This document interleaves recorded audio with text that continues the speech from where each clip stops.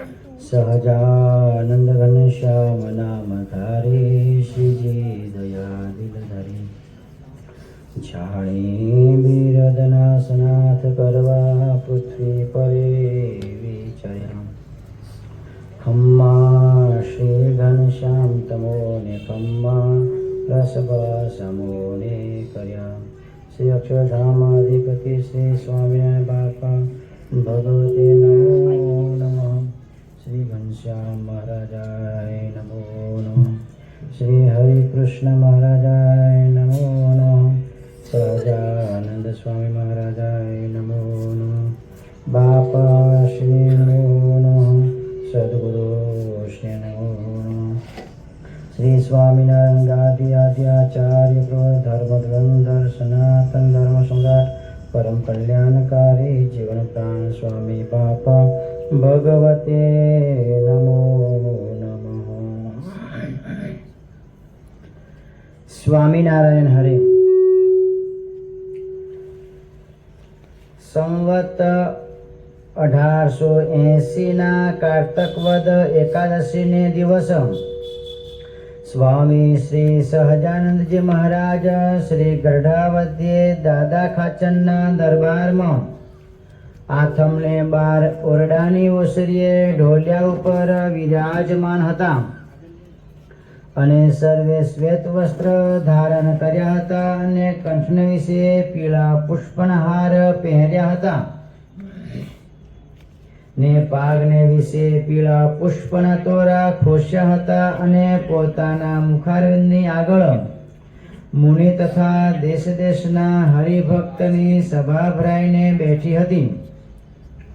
પછી શ્રીજી મહારાજ કૃપા કરીને પોતાના ભક્તજનને ઉપદેશ કરતા થકા બોલ્યા છે, જેને પરમેશ્વર ભજવા હોય તેને ભગવાનની અથવા ભગવાનના ભક્તની સેવા ચાકરી મળે ત્યારે પોતાનું મોટું ભાગ્ય માનીને તે સેવા કરવી, તે પણ ભગવાનની પ્રસન્નતાને અર્થે અને પોતાના કલ્યાણને અર્થે ભક્તિ કરીને જ કરવી. પણ કોઈક વખાણે તે સારું ન કરવી. અને જીવનો તો એવો સ્વભાવ છે જેમાં પોતાને માન જડે તે જ કરવું સારું લાગે, પણ માન વિના એકલી તો ભગવાનની ભક્તિ કરવી પણ સારી લાગે નહીં. અને જેમ શ્વાન હોય તે સૂકા હાડકાને એકાંતે લઈ જઈને કરડે, પછી તેને કરીને પોતાનું મોઢું છોલાય ને તે હાડકું લોહિયાળું થાય, તેને ચાટીને રાજી થાય છે. પણ મૂર્ખ એમ નથી જાણતો જે મારા જ મોઢાનું લોહી છે તેમાં હું સ્વાદ માનું છું. તેમ ભગવાનનો ભક્ત હોય તો પણ માનરૂપી હાડકાને મૂકી શકતો નથી. અને જે સાધન કરે છે તે માનને વશ થઈને કરે છે, પણ કેવળ ભગવાનની ભક્તિ જાણીને ભગવાનની પ્રસન્નતાને અર્થે કરતો નથી. અને ભગવાનની ભક્તિ કરે છે તેમાં પણ માનનો સ્વાદ આવે છે ત્યારે કરે છે, પણ કેવળ ભગવાનની પ્રસન્નતાને અર્થે નથી કરતો. અને માન વિના કેવળ ભગવાનની પ્રસન્નતાને અર્થે ભગવાનની ભક્તિ તો રતનજી તથા મિયાજી જેવા કોઈક જ કરતા હશે, પણ સર્વેથી તો માનનો સ્વાદ મૂકી શકતો નથી.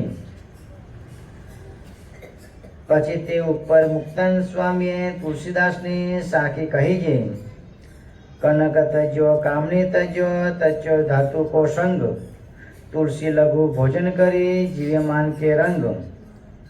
એ સાખીને સાંભળીને શ્રીજી મહારાજ બોલ્યા કે જેવો જીવને માનમાંથી સ્વાદ આવે છે તેવો તો કોઈ પદાર્થમાંથી આવતો નથી. માટે માનને તજીને જે ભગવાનને ભજે છે તેને તો સર્વે હરિભક્તમાં અતિશય મોટો જાણવો.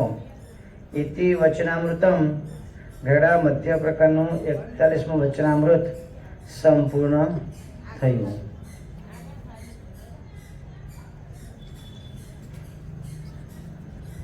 અત્યારે આપણે ગુરુદેવ જીવનપ્રાણ સ્વામી બાપાની વાતોનું વચનામૃતનું આપણે પાન કર્યું. આ વચનામૃતની અંદર ભગવાન સ્વામિનારાયણ આપણને વાત સમજાવે છે અને ભગવાન સ્વામિનારાયણ વચનામૃતની અંદર પણ કહે છે કે ઇન્દ્રિયોની જે ક્રિયા છે તેને જો ભગવાન અને ભગવાનના સદા પુરુષો સંતની સેવાને વિશે રાખે તો જે એનું અંતઃકરણ શુદ્ધ થાય છે અને અનંત જન્મના જે પાપ જે જીવને વળગ્યા છે ભગવાન સ્વામિનારાયણ કહે છે એનો નાશ થઈ જાય છે. આમાં મહારાજે સેવા વિશે વાત કરી. સેવા 3 પ્રકારે થાય છે. તનથી સેવા થાય, મનથી સેવા થાય અને ધનથી પણ સેવા થાય. મનથી સેવા કઈ તો આપણાથી સેવા ન થઈ શકે, પરંતુ કોઈ સેવા કરતા હોય અને એ જોઈ અને એનો ગુણ ગ્રહણ કરે, એનો ગુણ લે કે આ ભક્ત જે સેવા કરે છે એમને ધન્ય છે, હું સેવા કરી શકતો નથી પરંતુ એ કરે છે. જો આવો ગુણ ગ્રહણ કરે અને ભગવાનને મોટા પુરુષો જે જે વચન આપણને કહે જો એ પ્રમાણે જો આપણે વર્તીએ તો મનથી સેવા કરી કહેવાય. એક વખત કચ્છના હરિભક્તો ભગવાન સ્વામિનારાયણ દર્શન કરવા માટે આવ્યા. દર્શન કર્યા, થોડો વિસામો લીધો, ભગવાનની કથા વાર્તા સાંભળી અને ભાઈ જવા ટાણે ભગવાન સ્વામિનારાયણના દર્શન કરી અને વિદાય લે છે. ત્યારે ભક્તો ભગવાન સ્વામિનારાયણને કહે છે કે મહારાજ હવે અમે અમારે ઘરે જઈએ છીએ, અમારી ઉપર દયા રાખજો. ત્યારે ભગવાન સ્વામિનારાયણ કહે છે કે તમે પણ અમારી ઉપર દયા રાખજો. ભક્તો કહે છે, વિચાર કરે છે તો અનંત કોટી બ્રહ્માંડના નાથ છે, ભગવાન છે, તો આપણે એમને પ્રાર્થના કરીએ કે અમારી પર દયા રાખજો, પરંતુ ભગવાન આપણને કહે છે કે તમે અમારી પર દયા રાખજો. એનું કારણ શું મહારાજને સમજાયું નહીં. એટલે ભગવાન સ્વામીને કહે છે કે તમારું જે હૃદય છે એ મારે રહેવાનું સ્થાન છે, એ સ્થાનને તમે ચોખ્ખું રાખજો. મનથી એ સ્થાન તમે ચોખ્ખું રાખજો, એ સ્થાનને તમે બગાડવા દેશો નહીં. જેમ બંધુઓ આપણા ઘરને દિવાળી આવે તો સફાઈ કરતા હોઈએ છીએ, આપણા કપડાં મેલા હોય તો ધોઈ અને સ્વચ્છ આપણે રાખતા હોઈએ છીએ. આ બાહ્ય શુદ્ધિની વાત છે. એવી જ રીતે અંતર શુદ્ધિની પણ આવી રીતે વાત છે. જો આપણું અંતર ચોખ્ખું રાખીશું તો આપણા અંતરની અંદર ભગવાન નિવાસ કરીને રહે છે. ભગવાન સ્વામિનારાયણ વચનામૃતની અંદર કહે છે કે હુકા ખાચરનું દ્રષ્ટાંત આપીને વાત કરે કે હુકા ખાચરને સંતની સેવા કરવાનું વ્યસન હતું.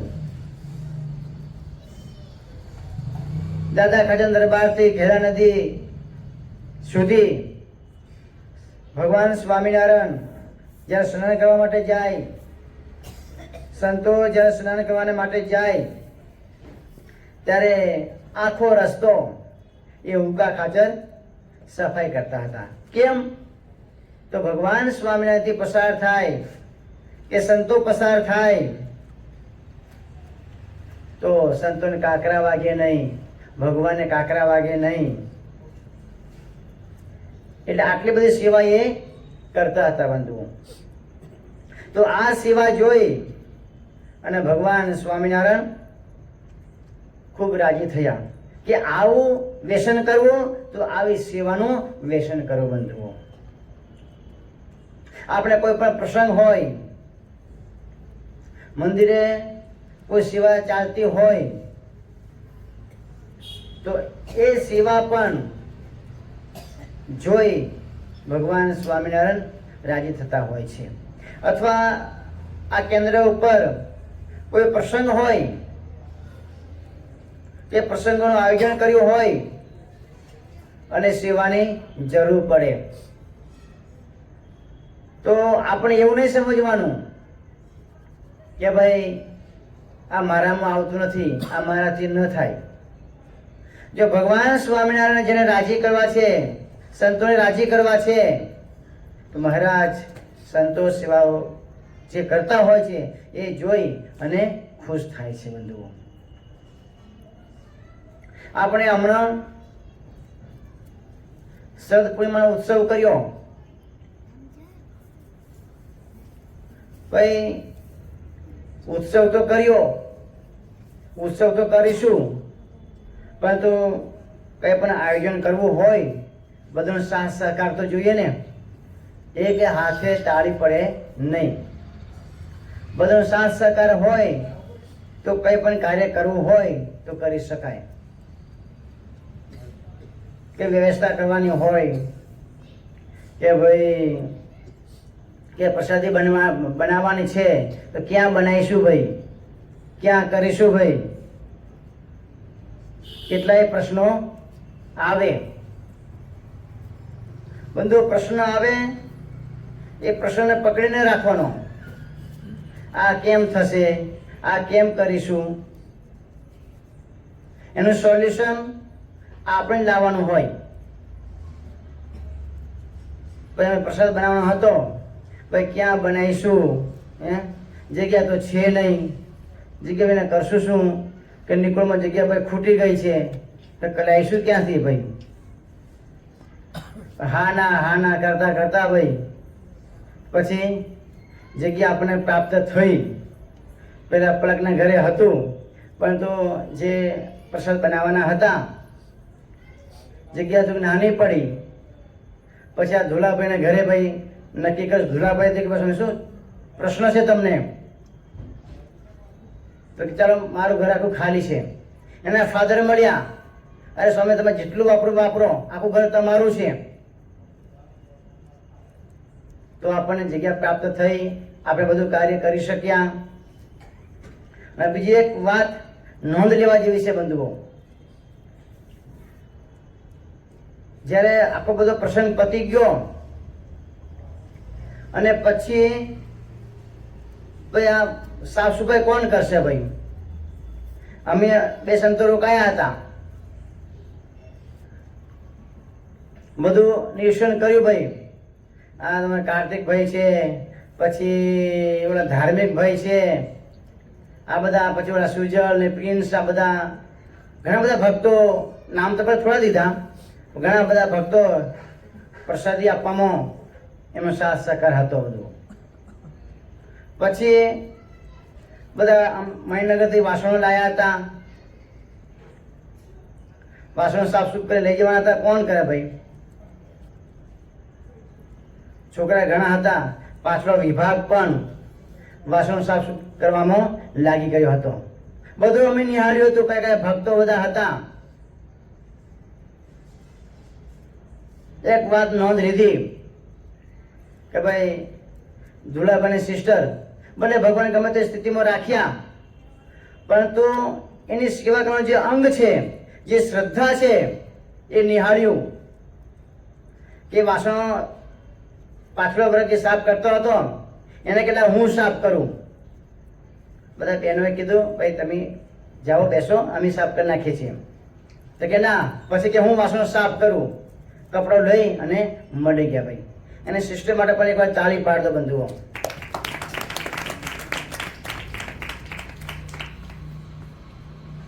આવા જે માણસો હોય ને એ કામ કાઢી જાય છે બંધુઓ. ભગવાન સ્વામિનારાયણ ભગવાન વખતે રતો બસ્યો હતો. બસ રતા બસ્યાને એક જ ધ્યેય કે માલિક શું કહે છે, ભગવાન શું આજ્ઞા છે, ભગવાન કયા પ્રકારે રાજી થાય છે એ મારે કરવું છે. ઘેરા નદીને પેલી કિનારે પૂજા પહોંચાડવાનો હતો. ભગવાન સ્વામિનારાયણે કીધું, સભાને જાહેર કર્યું, ભાઈ પૂજા પહોંચાડવાનો છે, કોણ પહોંચાડશે? રતવશ્ય ઉભો થયો, મહારાજ જો તમે કહેતા હોય તો હું જાઉં. ભગવાન કે હા તું જા.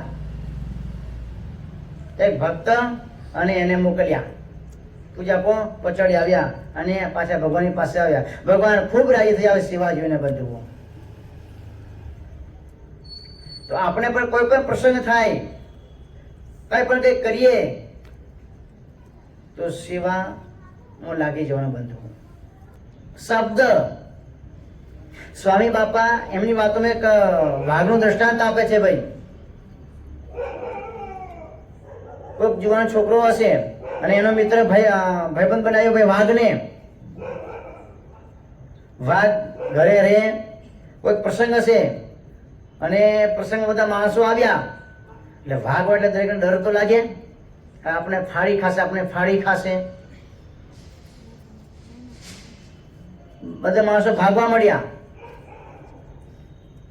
બોલે શું કીધું, ભાઈ કોઈ ડરશો નહીં, કોઈ બીસો નહીં, આ વાઘ તો મારા કૂતરા જેવો છે. શું કીધું? કૂતરા જેવો છે. શબ્દ પશુને પણ લાગ્યા. વાઘને થયું તો હું જંગલનો રાજા છું અને મને કૂતરો કીધો. ભાઈ ભાઈ અહીંયા ઘરમાં આવી, ઘરમાં લઈ ગયા અને કીધું કે તેમ મને કૂતરો કીધો, હું કૂતરા જેવો લાગુ છું. હવે એક કામ કર, તારા ઘરમાં કુવાડો લઈ આવી અને તારામાં તાકાત હોય એટલે જોરથી મારા માથામાં માર. ઓલો કહે છે કે તમે મારા ભાઈબંધ છો, મારે તમને મરાય? જીગરી જાન છો ભાઈ. જો તું નહીં મને મારે ને તને ફાડી ખાઈ જશે. ઓલા તો બીક લાગી એટલે કુવાડો લાવી વાઘના માથામાં માર્યો અને પછી કીધું વાઘે, હવે રહી ઊની કરી ગરમ કરી અને મને ઘા પડ્યો છે ત્યાં પાટો બાંધે ભરીને. મિત્રે એ પ્રમાણે કર્યું. ઘા જ્યાં પડ્યો તો રહી ગરમ કરી અને પાટો બાંધી દીધો. વાઘ જંગલમાં ચાલ્યો ગયો. થોડા સમય પછી જોવા માટે ગયો, ભાઈ મારો મિત્ર વાઘ છે એ જીવે છે કે મરી ગયો? તો આગળ વહ્યો જતો હતો અને જંગલમાં વાઘ મળી ગયો અને કીધું મારો પાટો હવે છોડ. પાટો છોડ્યો અને કીધું વાઘે, તે જે ઘા માર્યો તો કુહાડાનો એ છે કે મટી ગયો? તો પેલો મિત્ર કહે છે કે ઘા મટી ગયો છે. તે વાઘ કહે છે, દોસ્ત એમાં જે કુહાડાનો જે ઘા માર્યો ને એ ઘા તો મટી ગયો છે, પરંતુ ત્યાં જે મને કૂતરો કીધો ને એ કૂતરો બે શબ્દ જે ઘા ઊંડો ને ઊંડો ઉતરતો જાય છે, એ રોજ એનો આવતો નથી. માટે મહેરબાની કરીને તારી અને મારી ભાઈબંધી હવે નહીં. શું કહે? એવડે કઈ કિટ્ટા એમ કે છે ને ભાઈ, પૂછા તો પછી કરે, પેલા કિટ્ટા કરી નાખ્યા કે હવે તું મારી પાસે આવીશ નહીં. એટલે બંધુઓ બોલવા ઉપર આપણે ધ્યાન રાખવાનું. પ્રેમથી બોલાવો, પ્રેમથી આવકારો. બધા પ્રેમના ભૂખ્યા છે ભાઈ, કોઈને કઈ કશું જોઈતું નથી. મહાભારત કેમ થયું ભાઈ? જ્યારે પાંડવોએ રાસુ યજ્ઞ કર્યો અને ત્યાં એવી ગોઠવણી કરેલી કે જ્યાં સ્થળ હોય ત્યાં જળ દેખાય, જ્યાં જળ હોય ત્યાં સ્થળ દેખાય. દુર્યોધન સભામાં આવતો હતો. દ્રૌપદી ફક્ત અહીંયા ઊભા હતા અને જ્યાં જળ હતું ત્યાં સ્થળ દેખાણું. એ દુર્યોધન આવતો હતો, પાણીમાં પડ્યો અને પછી બધા હસ્યા. દ્રૌપદીએ ફક્ત એટલું જ કીધું કે અંધના તો અંધ જ હોય ને, આટલો શબ્દ શું કીધું? અંધના તો અંધ જ હોય ને, શબ્દને લાગી આવ્યો, સભામાં ન આવ્યો અને પરબારો વયો ગયો અને યુદ્ધ આદર્યું, કેટલાયનો કચર ઘાણ કાઢી નાખ્યો. રામાયણ એક શબ્દમાં જ થઈ ને. સીતાજી એટલું કીધું કે મને આ મૃગ મને જોઈએ છે, સોનાનો મૃગ. રામ ગયા પછી લક્ષ્મણજીને ત્યાં રાખ્યા હાચવા માટે, કારણ કે ઓલો મૃગ તો હાચો હતો નહીં, માયાવી હતો. રાવણે બધું ઉત્પન્ન કરેલું હતું અને ફક્ત પછી રામે રાડ પાડી વહી એવું માયાવી કે ભાઈ મને બચાવો બચાવો. સીતાજીએ શું કીધું કે તમે જાઓ તમારા ભાઈની મદદમાં. તો લક્ષ્મણજીએ ના પાડે કે હું નહીં જાઉં. શબ્દ લાગી ગયો અને એમાંથી મોટી રામાયણ થઈ ભાઈ. એટલે બંધુઓ, જે પણ આપણે કંઈ કરીએ આપણે સંપથી કરવાનું બંધુઓ. સંપ તો આપણે અવશ્ય જોઈશે. સંપ વિના કોઈ પણ કાર્ય કરી શકાતું નથી બંધુઓ. આપણે એમ થાય કે હું એકલો આમ કરી નાખું, એકલો આમ કરી નાખું, એ પોસિબલ નથી બંધુઓ. દરેકનો સાથ સહકાર હશે ને તો જ આપણે કરી શકીશું. મોટો રાજા હોય પરંતુ એને સૈન્યની જરૂર હોય, સંપની જરૂર હોય છે. જો સૈન્ય પાસે જાજુ હોય તો હું રાજ્ય પણ જીતી શકે છે. સંપ વિના રાજા પણ કશું કરી શકતો નથી. મને ભલે મોટો હોય, કિંમતી હોય, પરંતુ સોનાની સાથે સંપથી જો રહે છે ને તો જ એ શોભે છે બધું.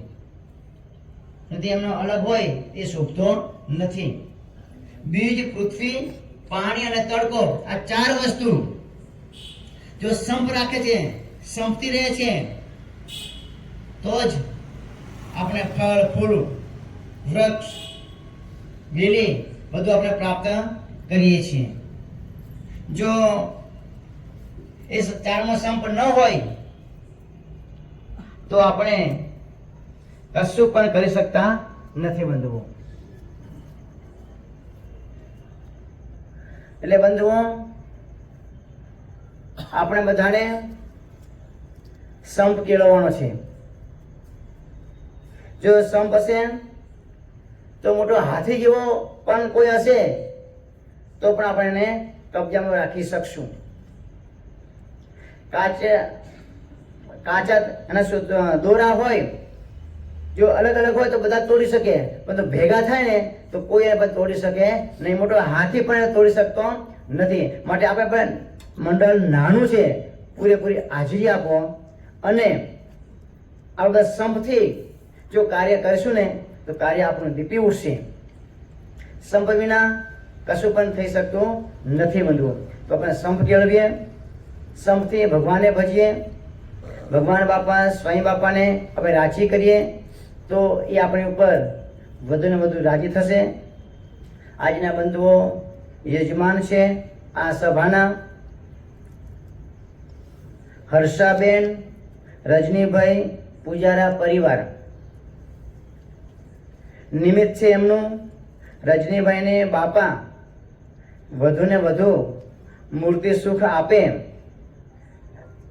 અને બાળકો પ્રિયા અને વેદના અભ્યાસમાં ભગવાન બાપા, સ્વામી બાપા ભેળા ભળે અને આખા પરિવાર ઉપર ભગવાન બાપા, સ્વામી બાપાનો ખૂબ ખૂબ રાજીપો ઉતરે અને વધુ ને વધુ રાજી કરતા રહે એવી એ ભગવાન બાપા સ્વામી બાપાના ચરણોમાં પ્રાર્થના કરે છે. બોલો અક્ષરધામના અધિપતિ સ્વામિનારાયણ બાપાની જય. હરે કૃષ્ણ મહારાજની જય. સહજાનંદ સ્વામી મહારાજની જય. બાપાની જય. સદગુરુની જય. સ્વામિનારાયણ ગાદીનાથ આચાર્ય પ્રવર્તક ધર્મ ધુરંધર સનાતન ધર્મ સંભાળ